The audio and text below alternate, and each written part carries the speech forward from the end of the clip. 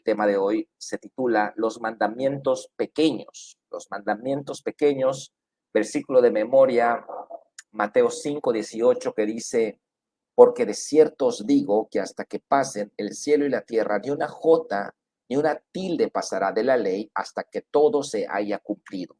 Mateo 5:18. ¿Quién puede decirme cuándo dijo Jesús estas palabras? ¿Cuál es el contexto en el que Jesús dijo estas palabras?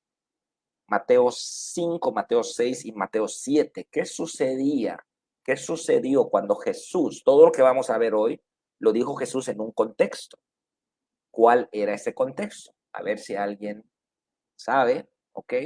Vamos a esperar la respuesta. Mientras tanto, vamos a leer la introducción. Dice así la palabra, perdón, la introducción. ¿Hay mandamientos insignificantes? No. Todos los mandamientos son importantes, porque la importancia del mandamiento no está en la acción que requiere, sino en la persona que lo pide. Hay que entender esto porque esto es la base de la enseñanza.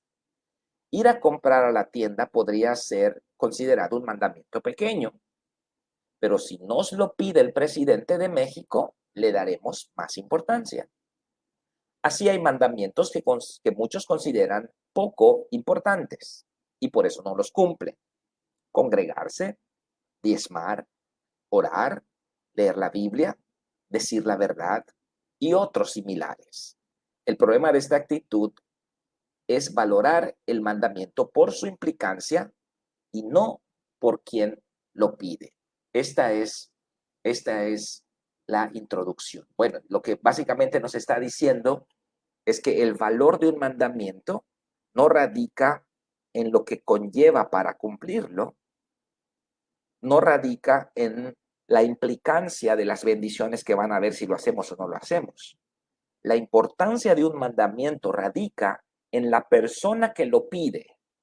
La persona que nos está pidiendo hacerlo, allá es donde radica la importancia del mandamiento.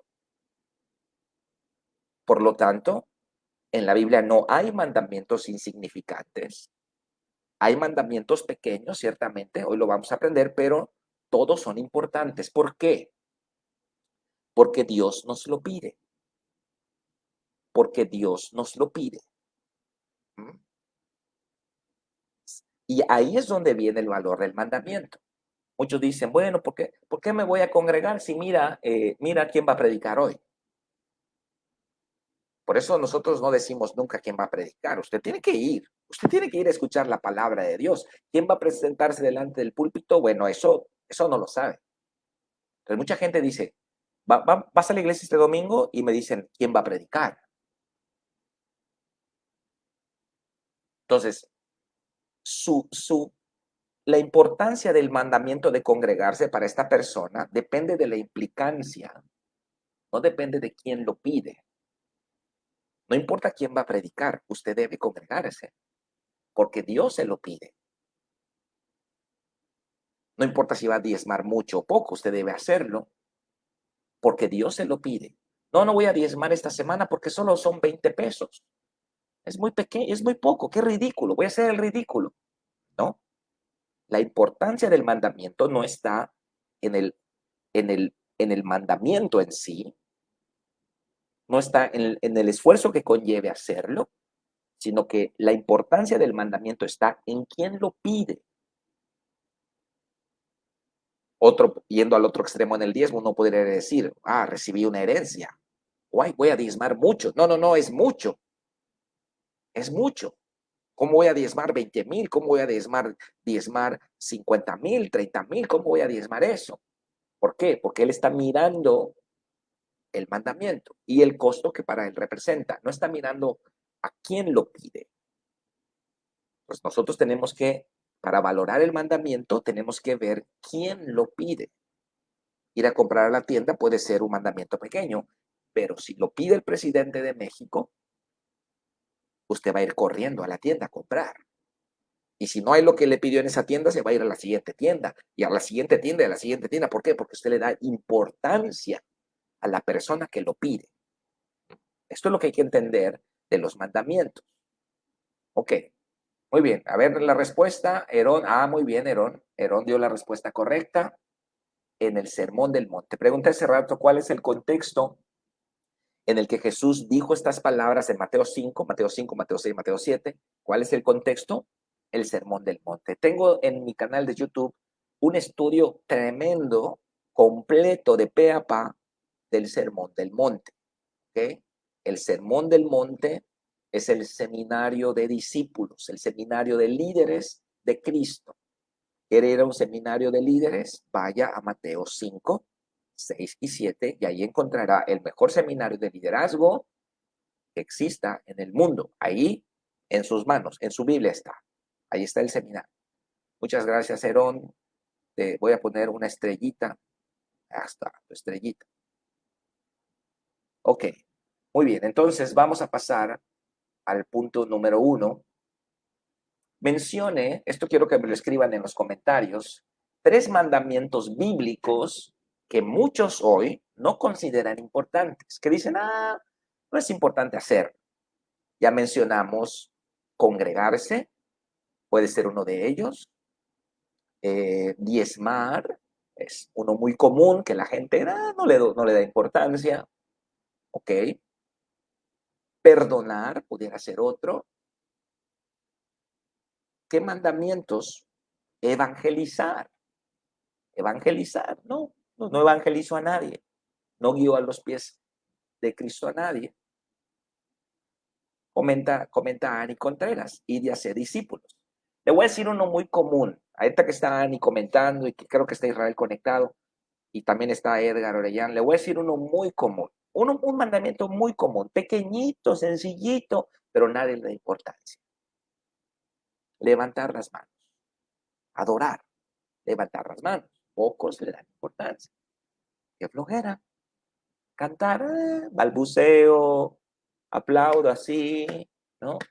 ¿Por qué? Porque no le damos importancia, es pequeño. ¿Qué mandamientos la gente de hoy no les da importancia? Decir la verdad. Decir la verdad. Mentiritas pequeñas, mentiritas piadosas, justificantes, pretextos, evasión de la responsabilidad. Tenemos que obedecer en lo pequeño. Tenemos que obedecer en lo pequeño al Señor. Acuérdense lo que dice Cantares. Si alguien puede buscarlo y lo pone ahí el texto, las pequeñas zorras arruinan los viñedos, ¿verdad? A ver, vamos a buscarlo, porque está bueno este versículo. Creo que es Cantares, no sé, a ver, pequeñas zorras. Cantares 2:15. Cazadnos las zorras pequeñas que echan a perder las viñas, porque vuestras viñas están en cierne. Voy a copiarlo y voy a ponerlo acá, ahí está, ahí lo puse. Ok. ¿Qué dice este versículo? Las pequeñas zorras que se escondían debajo de las hojas secas echan a perder las viñas, porque nuestras viñas están en cierne. Case a las pequeñas zorras. ¿Cuál es la aplicación espiritual de este versículo? La aplicación espiritual es: las cosas pequeñas arruinan los grandes proyectos de Dios para la vida de una persona. Los pequeños detalles, las mentiritas, las deshonestidaditas, los rencorcitos, los chismecitos, las pequeñas zorras arruinan los grandes proyectos que Dios tiene para una persona.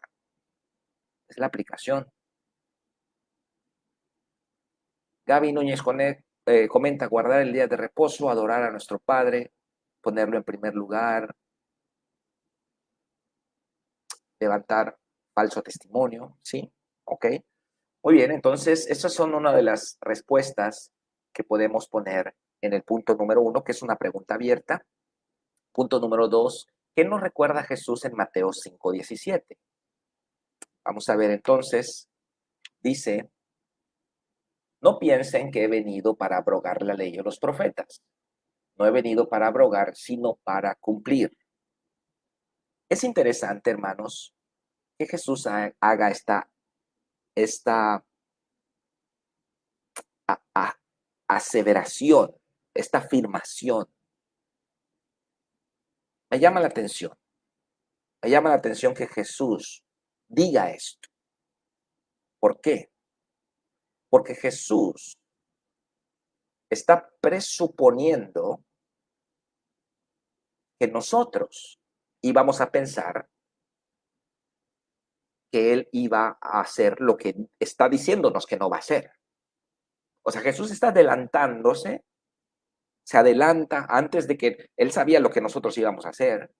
Entonces Él dice, hey, no crean que vine para cancelar la ley. No crean que vine a cancelar la ley. ¿Por qué nos dice eso Jesús? Porque Jesús sabe que nosotros vamos a creerlo. Jesús sabe que nosotros vamos a irnos a un extremo en la enseñanza de la gracia. Le llaman la hipergracia. Vamos a irnos a un extremo en las enseñanzas del Espíritu Santo. Vamos a entrar a la esfera del subjetivismo con el Espíritu Santo. Vamos a empezar a entrar en una nube y empezar a espiritualizarlo todo sin aterrizar nada, sin ser obedientes. Todo espiritual. El Señor me dijo, el Señor me reveló, Dios me ha mostrado esto, yo siento esto, yo siento lo otro, yo. Entonces, si tú vienes a mí y me dices, el Señor me dijo, yo siento del Señor, ¿yo qué te voy a decir? ¿Yo qué te puedo decir si el Señor te está diciendo? Entonces, a veces usamos al Señor como una pantalla para justificar lo que de todas maneras queremos hacer. Entonces, Jesús parece que Él sabe cómo vamos a pensar y Él se adelanta y Él nos dice, no piensen que yo vine a cancelar la ley. No piensen que vine a cancelar la ley. No a eso vine.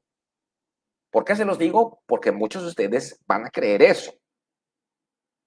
Muchos de ustedes van a creer eso, que yo vine a cancelar la ley. Por eso se los digo. Recuerde, el Sermón del Monte, como bien dijo Heroncito, el Sermón del Monte es el seminario de líderes de Jesús. ¿A quién está hablando Jesús? A los futuros líderes, a los apóstoles. Es fuerte. Es fuerte porque Jesús sabía que los cristianos del siglo XXI iban a pensar lo que Jesús está diciendo que no debemos pensar. Y por eso lo dice. Y por eso lo dice. Tremendo, me impacta. Me impacta porque así se piensa el día de hoy. La mayoría del mensaje moderno es un mensaje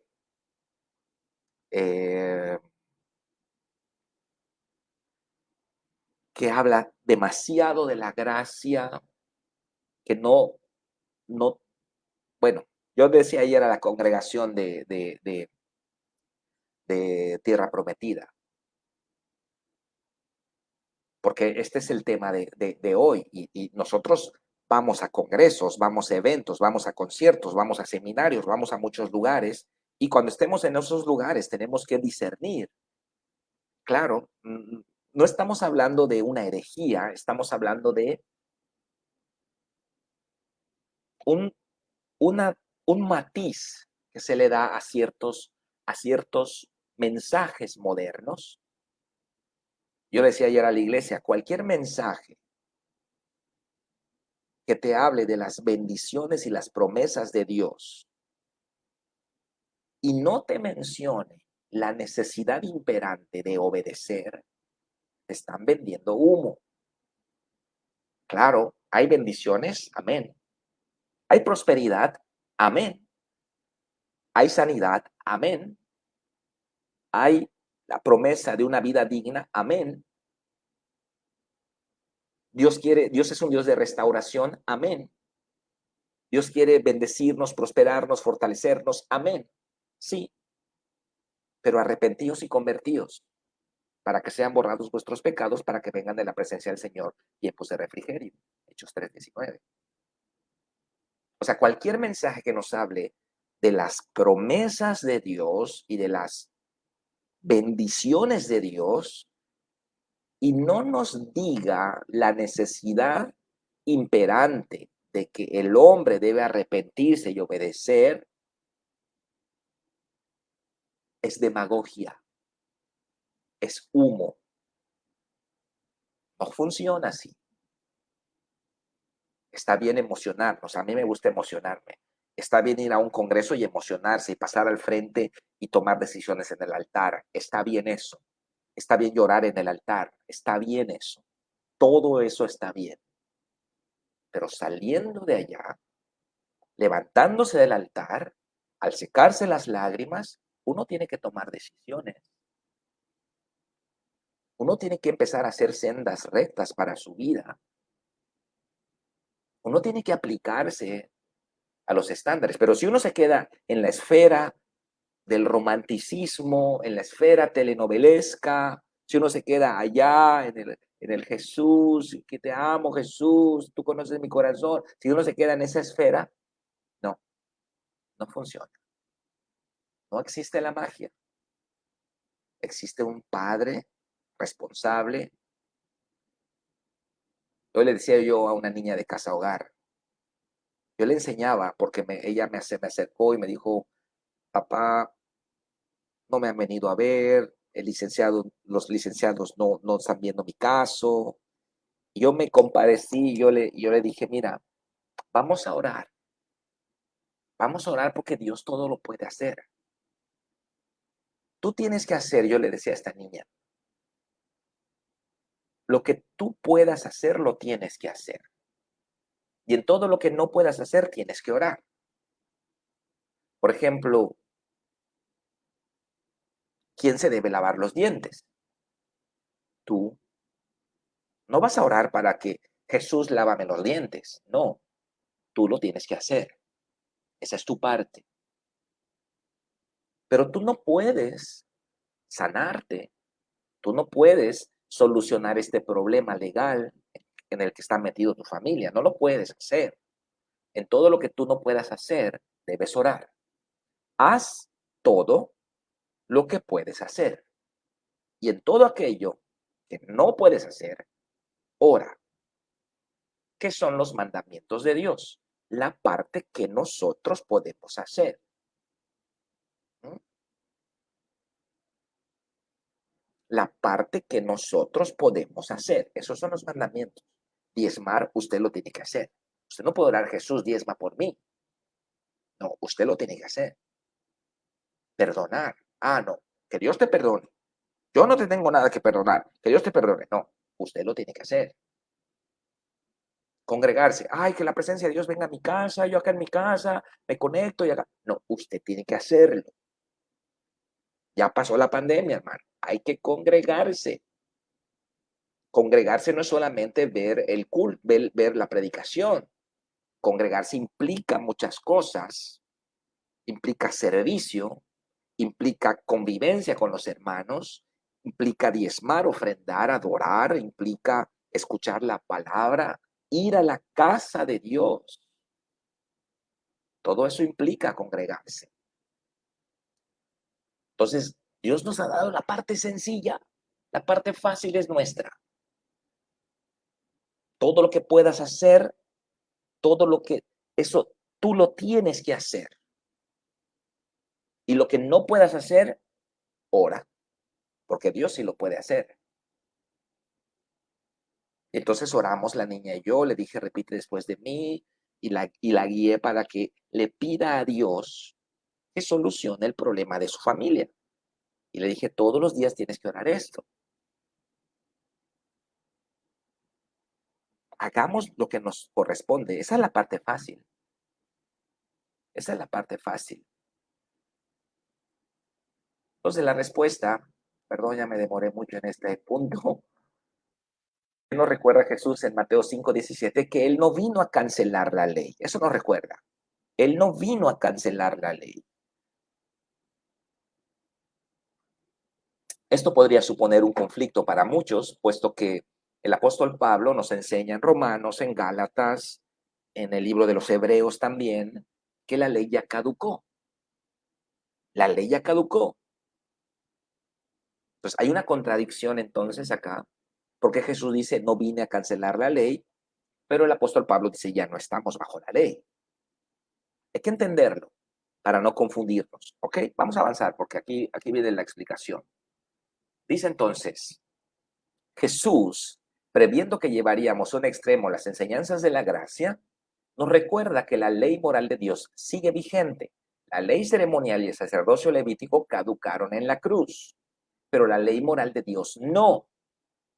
Ojo aquí, Cristo no vino a cancelar esta ley, todo lo contrario, vino a cumplirla y a enseñarnos cómo cumplirla. Esto es lo que hay que entender, porque el apóstol Pablo, me parece que es en 2 Corintios 9, si no me equivoco, dice, yo voy a ganar, voy a hacerme voy a ganar a los que están bajo la ley. Voy a hacerme como si yo estuviera bajo la ley, no estando bajo la ley de Moisés, pero sí estoy bajo la ley de Cristo. Entonces, ¿estamos bajo la ley o no estamos bajo la ley? Claro, hay que entenderlo. No estamos bajo la ley ceremonial, el sacerdocio levítico, los sacrificios, las ceremonias, vestiduras sacerdotales, los altares, los animales, las ofrendas de granos, las fiestas solemnes, toda la parafernalia hebrea, no estamos bajo esa ley. Porque esa ley servía para anunciar la llegada del Mesías. Una vez llegado el Mesías, ya no es necesaria la ley. He aquí el Cordero de Dios que quita el pecado del mundo, dijo Juan el Bautista. Entonces los corderitos ya no son necesarios. Paradójicamente, cuando Jesús estaba muriendo en la cruz, al mismo tiempo, un cordero estaba siendo inmolado en el templo. Pero ese corderito ya no entró bajo el esquema de Dios. Entonces, ¿qué caduca? La ley ceremonial. Eso caduca. Hoy ya no es pecado comer cerdo.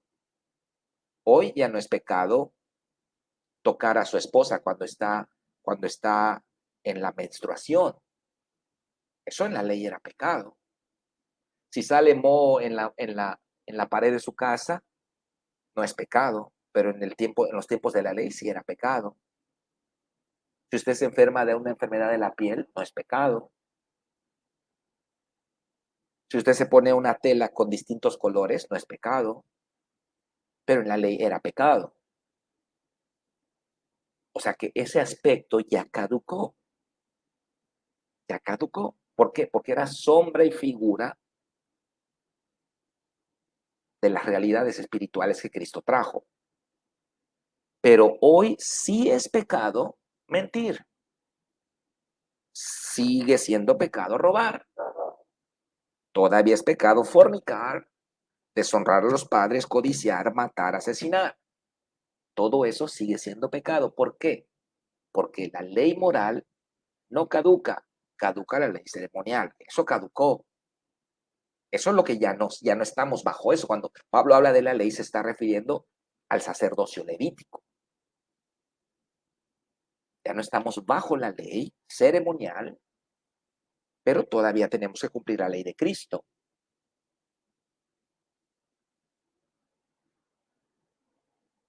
Amén. José Acosta comenta, él vino para cumplir la ley, para darnos un ejemplo. De la ley deriva la gracia, por eso por la ley vivimos bajo la gracia. O sea, por la fe. Por la fe entramos a la gracia. Claro, la obediencia de los mandamientos deriva de la fe en Cristo. Ok, muy bien. Entonces, ¿qué es lo que dice acá? Según el verso 18, ¿está vigente la ley moral de Dios hoy? Vamos a verlo. Mira lo que dice Jesús. Porque de cierto os digo que hasta que pasen el cielo y la tierra, ni una jota ni una tilde pasará de la ley hasta que todo se haya cumplido. Entonces, ¿ya pasaron el cielo y la tierra, hermanos? Perdón, no se los puse, aquí está. ¿Ya pasaron el cielo y la tierra? No. entonces sigue vigente la ley. Es lo que está diciendo Jesús. Pero si vemos el contexto, de Mateo 10, Mateo 6, Mateo 7, el sermón del monte, Dios entrega los 10 mandamientos a Moisés en un monte. Jesús explica esos mandamientos en un monte. Por eso esa es la ley de Cristo. En un monte, Jesús no explicó que ya no hay que comer cerdo. En un monte Jesús no explicó que ya no hay que llevar ropa de otros colores, de otros hilos. En un monte Jesús no enseñó que no toquemos a una mujer en el periodo menstrual. En el monte Jesús enseñó la ley moral. Por eso dice, oíste que fue dicho, no matarás. Pero cualquiera que le diga a su hermano fato será culpable ante el concilio y quedará expuesto al infierno de fuego. Oíste que fue dicho, no cometerás adulterio. Pero cualquiera que mire a una mujer para codiciarla ya adulteró con el corazón. Entonces Jesús explica la ley moral. Esa está vigente. Esa está vigente hoy, año 2023, siglo XXI. Está vigente. Esta ley no ha caducado.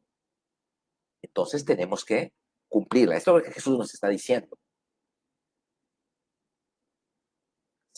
Mientras el cielo y la tierra estén allá, ni una jota, ni una tilde, ni una coma, ni un acento, nada, nada, nada, nada de la ley va a caducar. Es Jesús el que lo está diciendo. Es Jesús el que lo está diciendo. Ok, dice entonces, todo el aspecto, bueno, ¿está vigente la ley moral de Dios hoy? La respuesta es sí. Todo el aspecto ceremonial de la ley de Moisés era un anuncio de la llegada del Mesías, pero una vez llegado él ya no es necesaria. Hoy ya no es pecado comer carne de cerdo o ponerse ropa de distintos hilos o tocar a una mujer durante su periodo, pero sigue siendo pecado mentir, robar, fornicar y deshonrar a los padres, porque la ley ceremonial ya caducó, pero la ley moral sigue vigente, es decir, los 10 mandamientos. ¿Cómo son los mandamientos de Cristo según Mateo 11, 28 y 30? Vamos a leerlo. Mateo 11, 28 y 30. Vengan a mí todos los que están trabajados y cargados, yo os haré descansar. Lleven mi yugo sobre ustedes y aprendan de mí que soy manso y humilde de corazón y hallarán descanso para sus almas, porque mi yugo es fácil y ligera mi carga.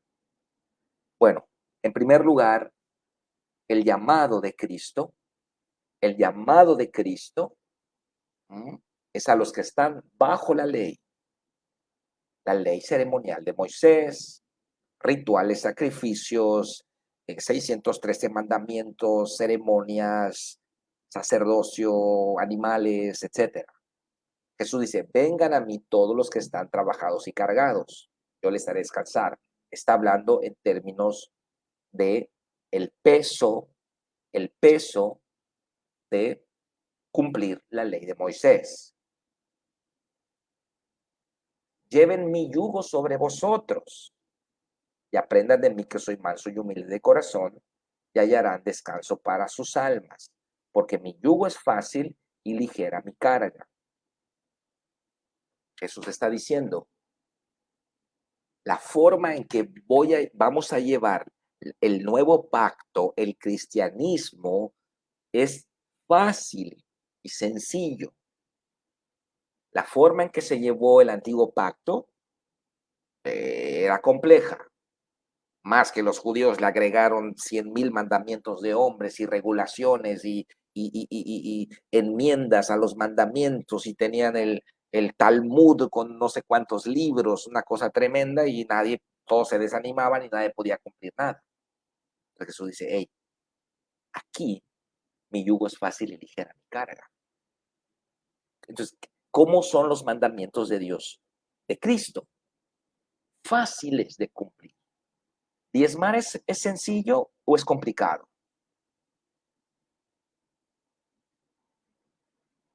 Es complicado, pastor, no sabe, no es complicado. Corre el punto, un dígito a la izquierda. Ahí lo tiene. Ahí lo tiene. No es complicado, pero hay que hacerlo.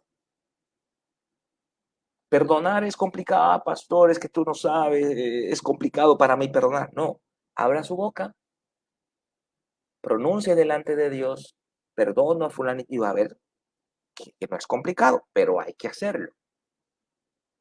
¿Congregarse es complicado? No, pero hay que hacerlo. ¿Levantar las manos es complicado? No, pero hay que hacerlo. O sea, ¿el yugo de Cristo es complicado? No, pero hay que hacerlo. El problema de nuestra generación es que no quiere hacer nada. El problema de nuestra generación es que los que predican la hipergracia es que ya no hay que hacer nada, nada, nada. Cualquier cosa que hagas, yo he escuchado gente decir que incluso no se bautizan porque el bautizo es una obra y como la salvación no es por obras y ellos no quieren buscar la salvación por obras, entonces no se bautizan. Ya están como ya están tremendamente equivocados, ¿no? Entonces, el yugo de Cristo es fácil y ligera su carga, pero hay yugo, pero hay carga. Es fácil, sí, pero hay yugo.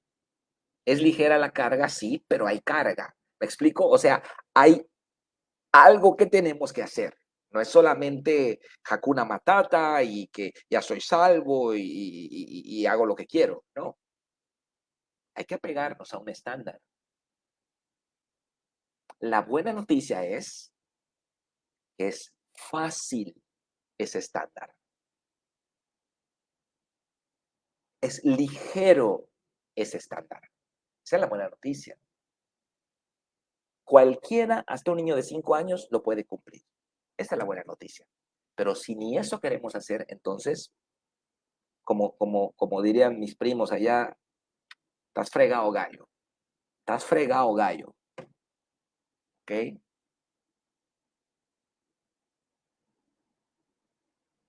Muy bien, entonces contestamos el punto número 4. ¿Cómo son los mandamientos de Dios según Mateo 11, 28 al 30? Fáciles de cumplir, ligeros, ligeros. Los puede hacer un niño de 5 años, cualquiera los puede cumplir.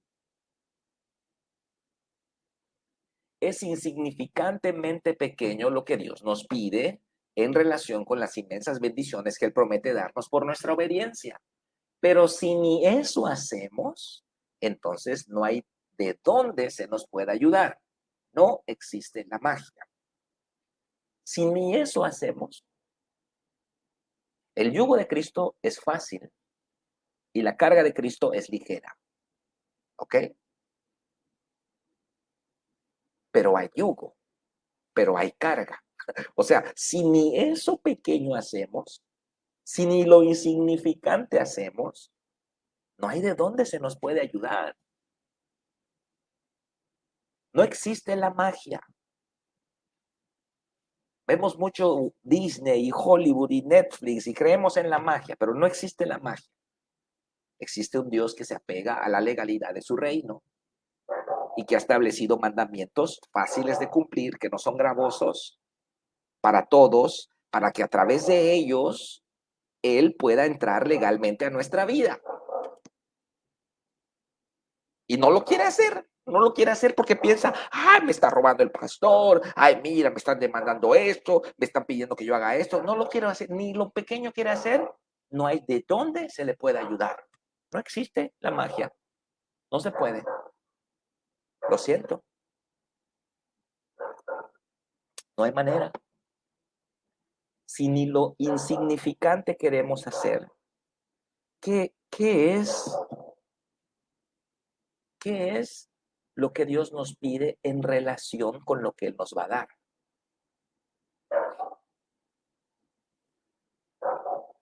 Tenemos que pensar esto muy bien, porque Dios nos pone todo delante de, wow, nos pone todo en bandeja de plata, hermanos, la verdad. Volviendo a Mateo 5 en el verso 19, vamos a leerlo y contestamos las 5 y las 6 de golpe. Dice, regresando al texto de Mateo 5, el Sermón del Monte, dice, De manera que cualquiera que quebrante uno de estos mandamientos muy pequeños, y así enseñan los hombres, muy pequeño será llamado en el reino de los cielos. Mas cualquiera que los haga y los enseñe, este será llamado grande en el reino de los cielos. ¿Ok? Vamos a entender este versículo porque Jesús nos está diciendo acá que los mandamientos son fáciles de cumplir, son ligeros, pero muchos ni siquiera eso quieren hacer. Creen en la magia. No creamos en la magia. Entonces, por considerar los mandamientos pequeños, uno no los hace. Y al no hacerlos, porque no los considera importantes, porque son pequeños, pues obviamente no obtiene el beneficio del mandamiento, pero lo peor es que enseña a los demás con su ejemplo enseña. El líder no se congrega, el líder no diezma, el líder no hace limpieza, el líder no va a la iglesia, el líder llega tarde a la célula, el líder anda en las redes sociales allá con vulgaridades, el líder tiene una novia, el líder tiene otra novia. Entonces, el líder está enseñando que no es importante la obediencia, que no es importante la sumisión, que no es importante el servicio. Entonces, el líder está reproduciendo un mal ejemplo a sus discípulos. ¿Cuál va a ser el resultado? Él es insignificante. Si usted considera que un mandamiento no es importante porque es pequeño y no lo cumple, y al no cumplirlo enseña a otros a no cumplirlo, entonces el que no es importante es usted.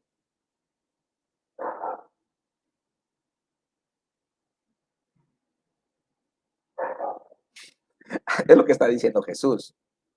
Si tú crees que hay mandamientos pequeños, pero si tú crees que por ser pequeños, esos mandamientos son insignificantes, y entonces no le das importancia y no los cumples, y al no cumplirlos das ejemplo y enseñas a otros a no cumplirlos, el insignificante eres tú.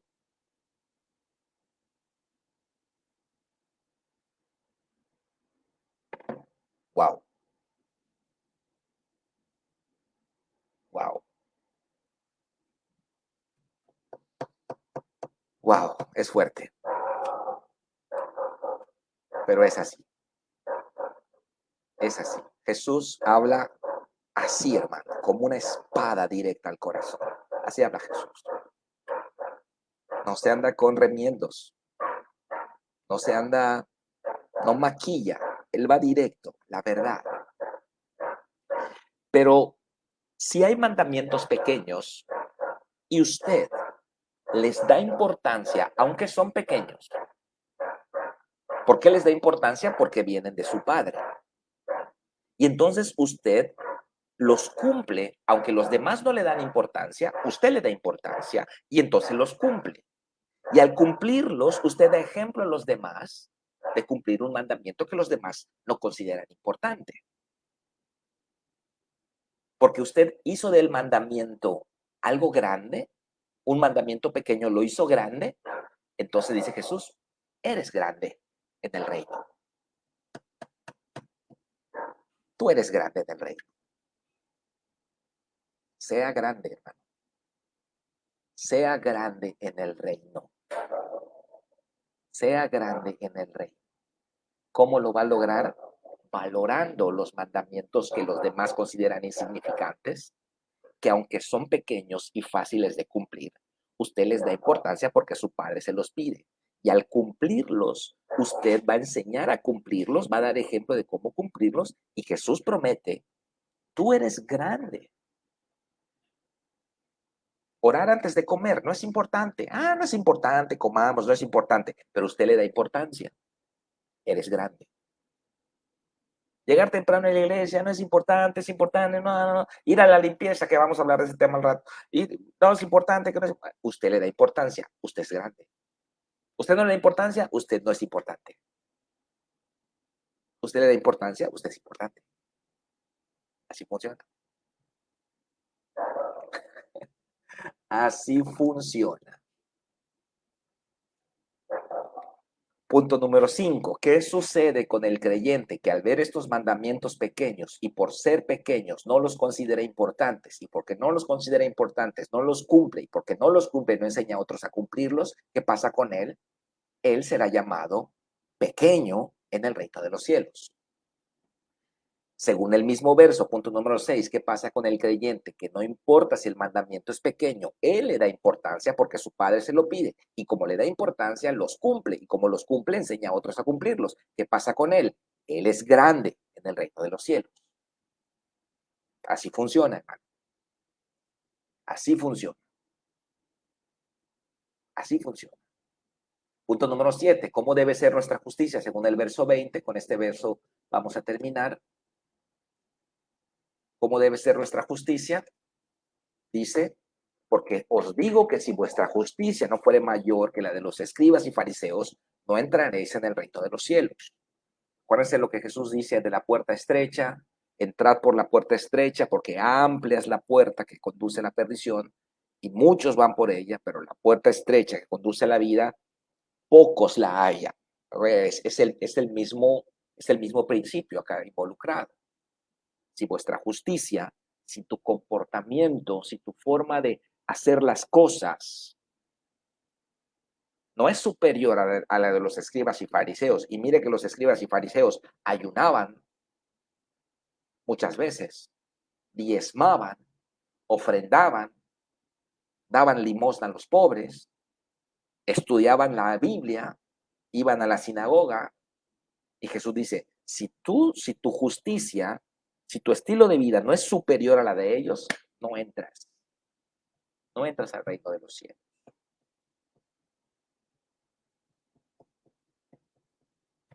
Porque, ¿cuál era el problema de los fariseos? Que era pura religión.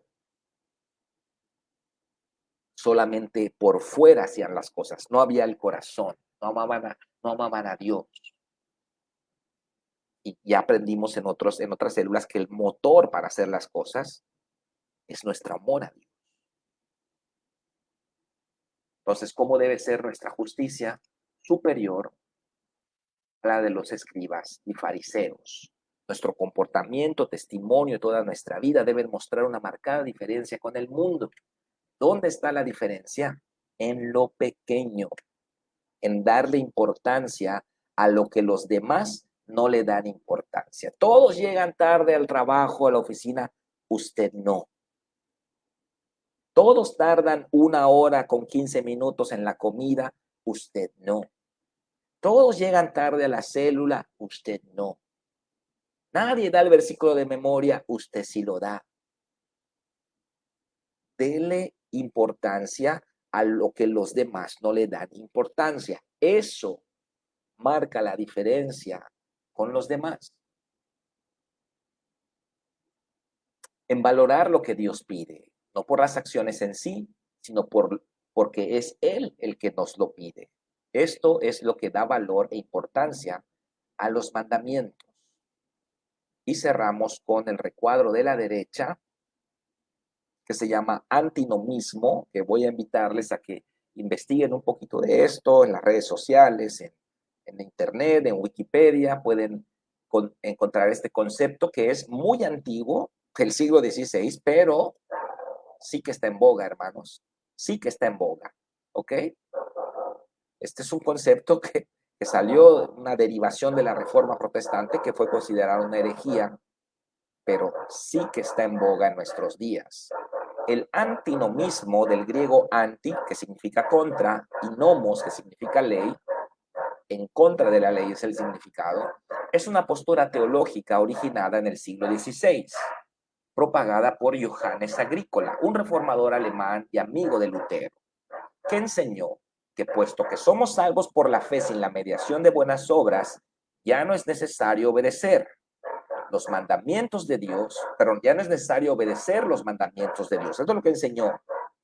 Todo ahora queda en la esfera subjetiva del creyente, decidiendo por intuición qué hacer y qué no hacer en determinada circunstancia, atribuyendo todo a la guianza del Espíritu Santo. Esto, por supuesto, que produjo mucha controversia en tiempos de la Reforma, especialmente con Lutero y Melanchthon, quienes posteriormente acuñaron el término. Agrícola huyó a Berlín, donde luego escribió una carta a Federico III de Sajonia, Federico el Sabio, retractándose de sus ideas. Porque de cierto os digo que hasta que pasen el cielo y la tierra, y una jota en una tilde pasará de la ley, hasta que todo se haya cumplido. ¿Qué es el antinomismo entonces? Bueno, es una postura que dice, ya estamos bajo la gracia, la salvación no es por obras, y entonces Hakuna Matata. Todo es intuitivo ahora. Yo siento que esto, yo siento que hoy no siento congregarme, no es pecado, ya no estamos bajo la ley. Hoy no siento diezmar, no es pecado, no me juzgues, no estamos bajo la ley. Hoy no siento eso, hoy no siento. Entonces, todo entra a la esfera subjetiva del creyente, decidiendo qué hacer y qué no hacer en cada circunstancia, atribuyendo todo a la guianza del Espíritu Santo. Antinomismo. Antinomismo. Muy bien, pues gloria a Dios, hermanos. Gloria a Dios. Vamos a orar para terminar. Espero que la palabra haya llegado y que cumpla su objetivo. Amén. Padre, gracias te damos por esta enseñanza. Ponemos en tus manos esta célula, Padre. Esta semana, Padre, que haya profundidad en la enseñanza, que los discípulos sean ministrados. Te doy gracias por estos líderes que están conectados. Padre, los bendigo y pongo en tus manos sus familias, matrimonio, los que estén casados, su salud, su economía y su ministerio, Padre. Gracias te damos, Padre, en el nombre de Cristo Jesús. Amén y amén. Muy bien, pues muchas gracias a todos, bendiciones, gracias por haberse conectado. Me paso a otra junta ahorita. Los que son de Tella les espero en 6 minutos. Así que muchas bendiciones y buenas noches a todos. Nos vemos. Bye bye.